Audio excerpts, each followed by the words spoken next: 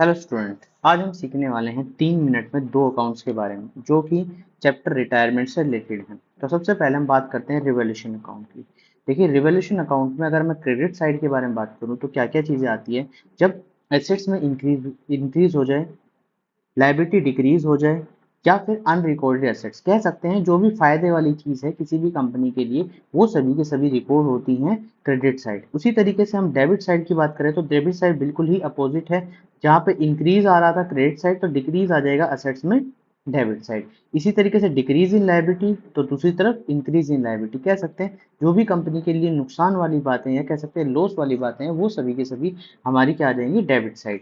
अब कुछ नोट के साथ याद करते हैं। और लास्ट क्या है, अनरिकॉर्ड लायबिलिटी। अगर इस तरफ बैलेंस है तो प्रॉफिट, इस तरफ है तो लॉस है।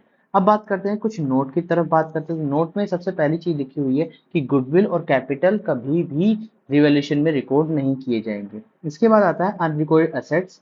क्या क्या है, prepaid expense, accrued income. Unrecorded liabilities क्या क्या है, outstanding expense, advance income, outstanding claim for damages. ये नाम है, ये आपको याद कर लेंगे। इसके बाद आते हैं टू और एट की बात करते हैं। टू और एट में क्या होता है, देखो एडजस्टमेंट में लिखा होता है एट और टू अमाउंट के साथ में। तो हमें क्या लेना होता है, अगर टू और एट लिखा है तो डिफरेंस लेना होगा बैलेंस शीट अमाउंट और एडजस्टमेंट अमाउंट से। बाय लिखा है तो पूरी अमाउंट जितनी बोली जाती है, बाय 5% बोला गया है तो पूरी अमाउंट लिखनी है। उसके बाद आता है ओवर वैल्यूड और अंडर वैल्यूड के बारे में। ओवर वैल्यूड क्या होता है, लायबिलिटी के लिए प्रॉफिट होता है, एसेट्स के लिए लॉस होता है। वही अंडर वैल्यूड की बात करें तो लायबिलिटी के लिए लॉस और एसेट्स के लिए प्रॉफिट होता है। अब बात करते हैं सेकंड अकाउंट जो होता है पार्टनर कैपिटल। देखिए, पार्टनर कैपिटल के लिए हमने स्टेप्स लिखे हैं। स्टेप्स आपको याद करने हैं और स्टेप्स आपके लिए बहुत फायदेमंद होंगे। स्टेप नंबर 1 है कैपिटल ऑफ ऑल पार्टनर्स, जिसको हम बाय बैलेंस बीडी के नाम से लिखते हैं। और ये कहाँ पर मिलती है, कैपिटल लायबिलिटी साइड मिलती है। ये सभी बैलेंस शीट में मिलती हैं। तो पहले जो 4 स्टेप हैं वो बैलेंस शीट में कहीं ना कहीं मिलेंगे।